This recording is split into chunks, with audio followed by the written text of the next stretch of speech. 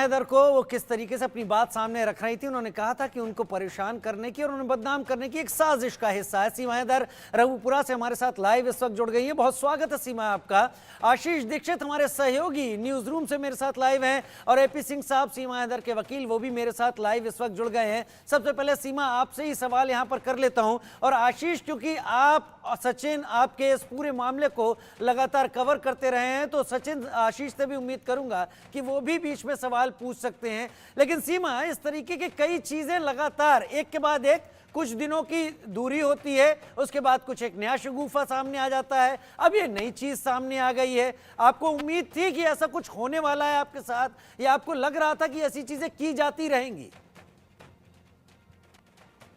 पाकिस्तानियों से मैं कोई भी अच्छाई की उम्मीद कभी भी नहीं कर सकती, ना मैंने कभी की है, क्योंकि वो जब से मैं यहाँ आई हूँ पूरा 1 साल हो गया, 1 साल से भी ज्यादा समय हो गया है।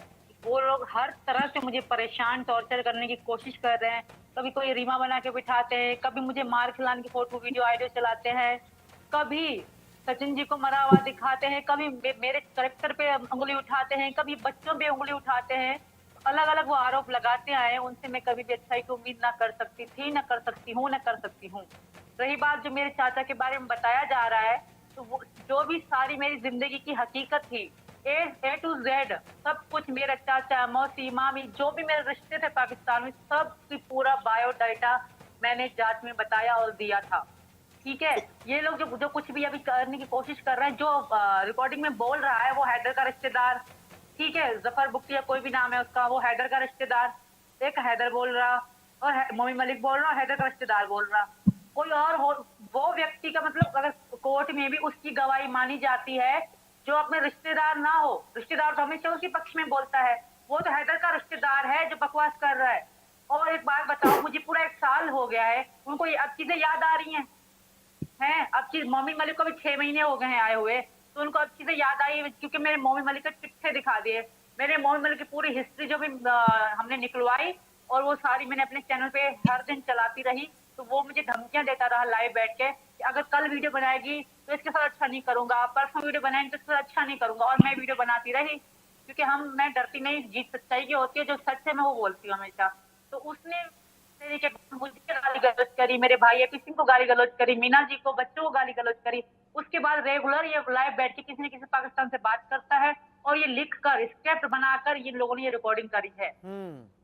इसमें कोई सच्चाई नहीं है सीमा। इससे पहले तो हद तो ये भी हो गई थी कि आपका एक ऐसा वीडियो भी वायरल कर दिया गया जिसमें आप रोते हुए दिखाई पड़ रही थी और आप कह रही थी आपके साथ जुल्म और ज्यादती हुई है, ये भी हो चुका है। देखिए, हद हो गई, हद। कहीं मेरा अबॉर्शन करवा देते हैं, कहीं मुझे मरा हुआ साबित कर देते हैं, कहीं मुझे मार खाते हुए दिखा देते हैं। ये कौन सी हद होती है? मैं तो हार गई इन चीजों से। क्या होता है यार, मेरी गलती क्या है? मेरी गलती तो बता दो। रेगुलर मैंने अपनी जिंदगी का फैसला लिया है ना। मैं सनातन धर्म में क्या आई, सारे पाकिस्तान को आग लग गई, सारे पाकिस्तान सब कोई ना कोई साजिश करने की कोशिश कर रहे हैं। एपी सिंह साहब, ठीक है, एपी सिंह साहब मेरे साथ जुड़े हुए हैं लगातार। एपी सिंह साहब, ये सारे वो पैंतरे हैं जिनका आपको एक बड़ा अनुभव रहा होगा, जो अक्सर मुकदमों से पहले अपनाए जाते हैं, जो सामने रखे भी जाते हैं। हालांकि हम इन वीडियो ऑडियो की पुष्टि हम कतई नहीं करते, लेकिन एपी सिंह साहब आप भी समझ रहे होंगे इन चीजों को। ये सब बुझते हुए चिराग है अपनी मजार के। इनको यही इनकी अपनी आपस के जब गिरेबान में झांकते हैं तो दिखता है गलत। पाकिस्तान का है कौन, भारत का है कौन, कौन यहाँ के हैं जो ऐसा सारा कुछ कर रहे हैं? उसकी जांच एनआईए करे। सीमा तो भारत में है, सीमा की जांच एटीएस जांच कर रही है, उत्तर प्रदेश पुलिस जांच कर रही है। मैं कहता हूँ गृह मंत्रालय करे, मैं कह रहा हूँ, और एनआईए जांच करे और अच्छी तरह से एफआईआर दर्ज करके जांच करे। सीमा का, बच्चों का, सचिन का पॉलीग्राफी टेस्ट कराया जाए, लाई डिटेक्टर टेस्ट कराया जाए, ब्रेन मैपिंग टेस्ट कराया जाए, सारी जांच की जाए। और वो जांच honourable high court, honourable supreme court के रिटायर्ड 1 नहीं 2 नहीं 5 जस्टिस की कमेटी बना के उनके सामने वो निगरानी में जांच की जाए। दूध का दूध, पानी का पानी हो। सीमा निर्दोष है तो उसे अपनाना पड़ेगा, क्योंकि बुद्ध की धरती है, युद्ध समाप्त की धरती है और बुद्धम शरणम गच्छामि की धरती है, सर्वे भवन्तु सुखिनः सर्वे सन्तु निरामया की धरती है। वर्तमान में देश के प्रधानमंत्री सबका साथ, सबका विकास, सबका विश्वास और सबके साथ न्याय का नारा देते हैं। सीमा के और सीमा के बच्चों ने भारत में आस्था जताई है, सनातन धर्म में आस्था जताई है, रामायण गीता महाभारत में आस्था जताई है, अयोध्या काशी मथुरा वृंदावन में आस्था जताई है, राधे और कृष्ण में आस्था जताई है, भारत माता की जय में आस्था जताई है, गाय गंगा गीता गायत्री में आस्था जताई है, सूर्य भगवान और चंद्र भगवान में आस्था जताई। मेरी आवाज आ रही है आपको? तो उसके साथ सीमा जी अपमान नहीं होना चाहिए। आशीष पूछिए, आपकी आवाज जा रही है। देखिए सीमा जी, ये सनातन, ये धर्म, एपी सर, ये सब चीजें अलग है। बहुत सारी स्टोरी मैंने आपसे रिलेटेड की है, लेकिन लोग ये जानना चाहते हैं, मुझसे जानना चाहते हैं कि आपके भाई आसिफ कौन है और आपके चाचा अकबर कौन है। पाकिस्तान आर्मी में अगर आपके चाचा अकबर हैं और वो इस्लामाबाद में पोस्टेड है और आपका भाई अगर आसिफ कराची में पोस्टेड है, तो ये सवाल बनेंगे। और आपको, क्योंकि आप दुश्मन मुल्क से आई हुई हैं, तो आपको इन सवालों का बार बार सामना करना पड़ेगा। तो बार बार जब सामना करना पड़ेगा तो बार बार जवाब देने पड़ेंगे, जब तक ये केस चलता रहेगा। तो आप बताइए, आसिफ से आपका क्या कनेक्शन था, क्या बॉन्डिंग थी, आपके चाचा से क्या बॉन्डिंग थी? वही सवाल हो रहे हैं कि चाचा के पास आप जाती थी और वहां आर्मी कैंप में आप रहती थी, तो इसका जवाब दीजिए आप।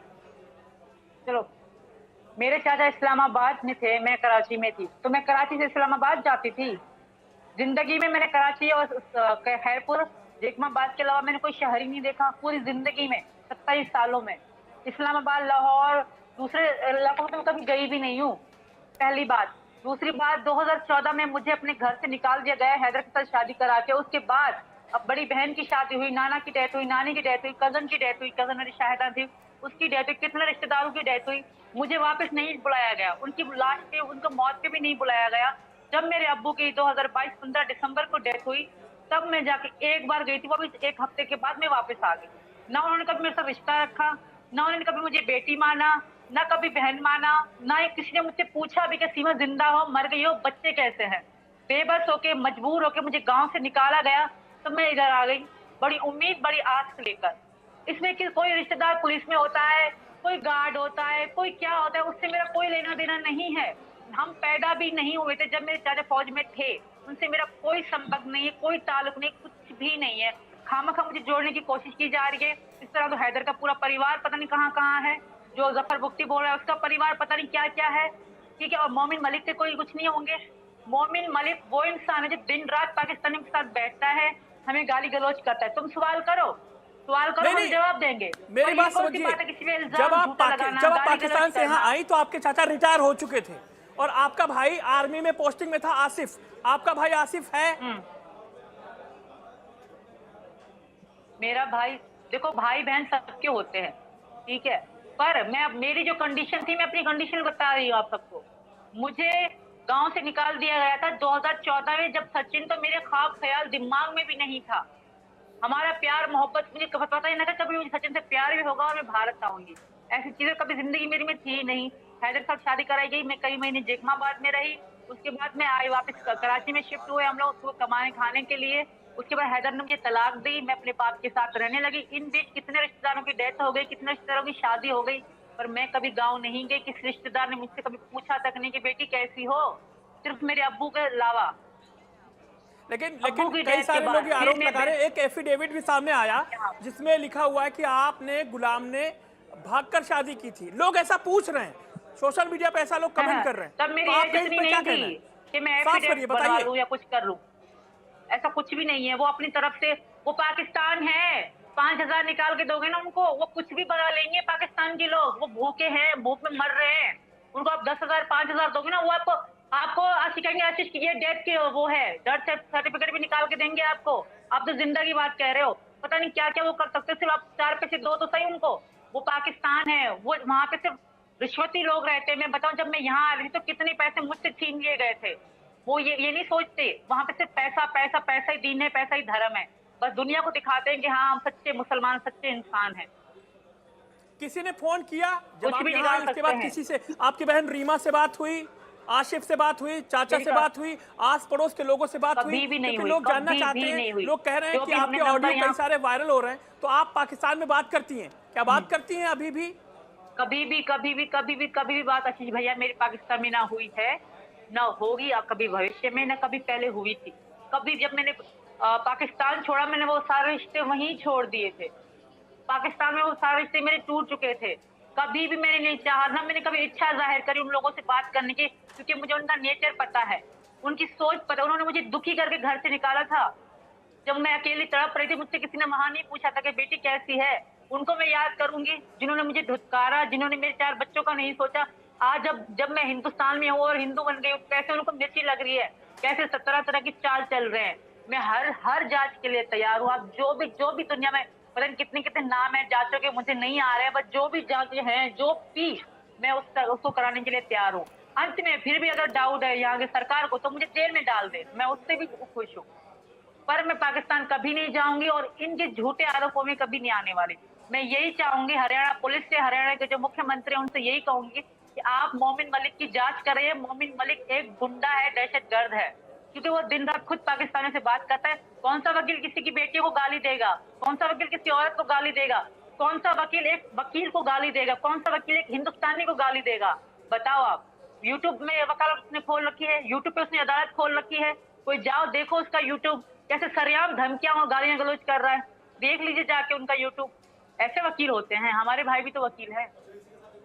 एपी सर से एक सवाल मेरा है कि क्लीन चिट वाली बात हमेशा होती है एपी सर, कि क्लीन चिट मिलेगी, क्लीन चिट में कोई क्लीन चिट नहीं, कोई पर्ची नहीं, कोई केस कहाँ चल रहा है, क्या केस में प्रोसेस है? आप समझाइए, बताइए लोगों को कि सीमा हैदर वाले मामले में या सीमा सचिन मीना वाले मामले में आखिर कानून क्या रुख अख्तियार किए हुए है?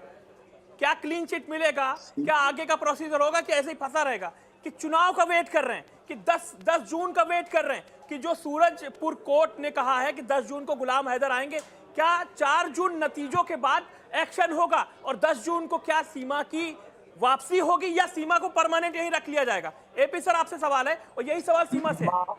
राजीव भाई आप कुछ पूछना चाहते हैं? सीमा यहाँ रह रही है, सीमा यहाँ रह रही है। सीमा पर कोई भी केस, सीमा पर इस हाथ से गुलाम हैदर के केस कोई यहाँ जुरिडिक्शन पर नहीं चलेंगे।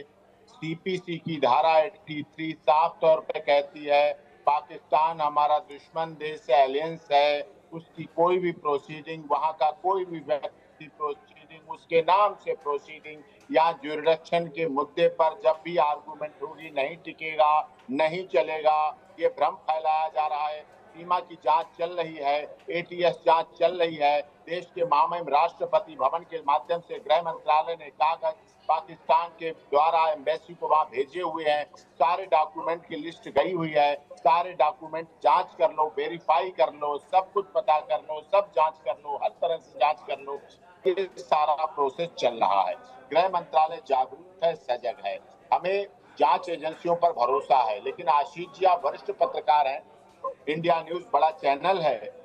मैं आपके माध्यम से कहना चाहता हूं कि इसको सो मोटो नोटिस लेके भी गृह मंत्रालय जिन लोगों ने बात की है, जिन्होंने ऑडियो वीडियो रिकॉर्ड की है, जिन्होंने 1 साल से अधिक हो गया सीमा को रहते हुए, अब बातें बता रही हैं, जब सीमा पाकिस्तान में थी तब की बातें आज तक क्यों नहीं बताई गई, आज तक क्यों नहीं बोली गई? ये सबसे बड़े देश के खिलाफ काम कर रहे हैं, ये साजिश कर रहे हैं। एनआईए इनकी जांच करे, गिरफ्तार करे और इनकी सारी चीजों को जांच पड़ताल करके करे। सीमा की भी जांच करे, सीमा का ब्रेन मैपिंग कराए, लाइव डिटेक्टर कराए, पॉलीग्राफी टेस्ट कराए, सारे टेस्ट कराए, सब जांच कराए। जो बेहतर से बेहतर जांच हो सकती है, honourable high court, honourable supreme court के रिटायर्ड जस्टिस की निगरानी में जांच हो, गृह मंत्रालय की निगरानी में जांच हो, रक्षा मंत्रालय की निगरानी में जांच हो। और जांच होने के बाद सही मानी जाए तो निश्चित तौर पर बुद्धम शरणम गच्छामि, बुद्ध का देश है, सर्वे भवन्तु सुखिनः सर्वे सन्तु निरामया का देश है, सबका साथ, सबका विकास, सबका विश्वास, सबके न्याय वाला देश है। तो उसके साथ one earth, one family, one future के साथ उसके साथ भी सद्भावना पूर्वक विचार होना चाहिए। सिटीजनशिप एक्ट भी यही कहता है, जो लोग पाकिस्तान में, बांग्लादेश में और इन देशों में, जो अफगानिस्तान में हिंदू हैं, जैन हैं, सिख हैं, पारसी हैं, जो वहां से शरणार्थी बन के आए, शरण में आए, जिनका जीवन दुभर हो रहा था, जो लगातार वहां प्रताड़ित किया रहे थे, शारीरिक, मानसिक, आर्थिक रूप से प्रताड़ित किया जा रहा था, बच्चियों का धर्म परिवर्तन कराया जा रहा था, हिंदू मंदिर वहां तोड़े जाते हैं। आप देखिए ना आंकड़े निकाल के 14 अगस्त विभाजन की विभीषिका के समय पाकिस्तान में क्या संख्या थी हिंदुओं की, बांग्लादेश में एपी क्या सिंह साहब, संख्या एपी थी। सिंह साहब, आप आंकड़े और तमाम चीजें सही रख रहे हैं, लेकिन अगर ये मामला जो सीमा से जुड़ा हुआ है, जिसमें गुलाम हैदर भी एक पार्टी की तरह सामने आने को तैयार है, उस मामले में जितने भी ये चीजें उठेंगी, इनका तो कोर्ट में ही जवाब देना होगा और फिर आपको सिलसिलेवार बताना होगा। तब ये भी आपको साबित करना होगा कि ये वीडियो या ऑडियो सही है या गलत है। बिल्कुल उनको भी बताना पड़ेगा कि जाती थी, मिलती थी तो अब बता रहे हो, चुनाव के समय बता रहे हो, भारत में 1 साल बाद बता रहे हो, आप तो साथ ही रहे हो, आप ये बात पहले भी बता सकते थे, सोशल मीडिया पे भी बता सकते थे। अब जब वहां से शायद प्रोसीडिंग होके इधर आ रही है तब बताना। चलिए सर, एक लास्ट कमेंट मैं सीमा का ले लेता हूं, समय थोड़ा सा कम है। सीमा, क्या इस तरीके के वीडियो ऑडियो के अलावा कोई पर्सनल धमकी आपको फोन पर आई, या सचिन को आई, या रिश्तेदारों को आई आपके नाम से? सीमा, मुझे वो धमकियां सरेआम यूट्यूब पे बैठ के देते हैं। जी भैया बोले।